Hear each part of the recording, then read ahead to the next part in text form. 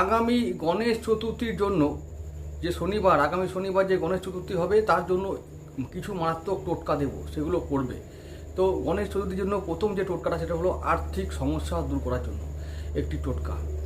সেটা হলো দেশি ঘি বা শুদ্ধ ঘি, লাড্ডু এবং গুড়, আখের গুড় দিয়ে একটি ভোগ তৈরি করব।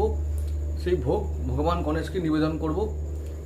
নিবেদন হয়ে গেলে, পুজো হয়ে গেলে আমরা সেই ভোগ নিজেরা খাবো এবং সেই ভোগের কিছুটা আমরা গো মাতাকে দান করব, মানে খাওয়াবো। এটা 1 নম্বর হয়ে গেল। 2 নম্বর টোটকা সেটা হলো যে ভগবান গণেশের যে হলুদ রঙের মূর্তি নিজের বাড়িতে নিয়ে আসুন, তার পুজো করে গোটা হলুদ অর্পণ করুন। অর্পণ করার সময় 108 বার শ্রী গজবক্ত্রম নম এই মন্ত্রের জপ করুন। 108টি দুর্বার গাঁটে কাঁচা হলুদ বাটা ও রক্ত চন্দন লাগিয়ে ভগবান গণেশকে অর্পণ